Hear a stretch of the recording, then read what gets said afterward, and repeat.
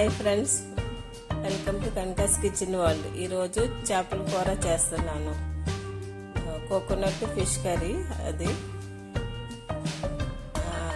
Coconut, ఉల్లిపాయలు, మిరియాలు, పచ్చిమిరకాయ, కరివేపాకు ఇవన్నీ వేసి పసుపు, సాల్ట్, కారం దాన్ని వేసి మిక్సీ చేస్తారు.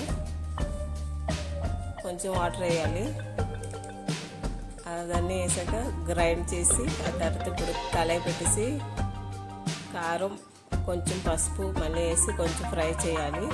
ఫ్రై చేసి కొంచెం ఆయిల్ వేయాలి. ఆయిల్ వేసాక మిక్సీ చేసింది గ్రైండర్ది అందులోని వేస్తారు. ఇప్పుడు ఆయిల్ అయిపోయాక అది కొంచెం మసాలా వేగాక అప్పుడు మసాలా గ్రైండర్ చేసింది అందులో వేస్తారు. అది వేసాక అప్పుడు వాటర్ కొంచెం వేస్తాము.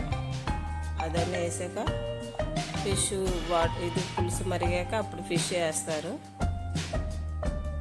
ఇది కోకోనట్ ఫిష్ కర్రీ చాలా బాగుంటుంది టేస్ట్. ఇందులోనే చింతపండు అది మిక్సీ కొట్టేసి ఉంటుంది మన ముందే. ఇంకా చింతపండు వేయక్కర్లేదు. పులుసు మరిగింది, సాల్ట్ సరిపోయినంత వేసుకుంటాం. వేసిన తర్వాత చేపలు వేస్తాం. ఇప్పుడు ఏ చేపలైనా వేసుకోవచ్చు. చేపలు వేసాక కొంచెం మరిగాక కొంచెం కరివేపాకు కొద్దిగా వేయాలి పైన. కరివేపాకు అది వేసాక కొంచెం చిక్కగా దగ్గరికి అయ్యాక అప్పుడు ఇది ఆపివచ్చు. మీకు టేస్ట్ చాలా బాగుంటుంది కోకోనట్ ఫిష్ కర్రీ. ఇది కొంచెం దగ్గరికి మరిగిన దాకా ఉంచాలి 5 నిమిషాలు. అది మరిగిపోయింది. ఇప్పుడు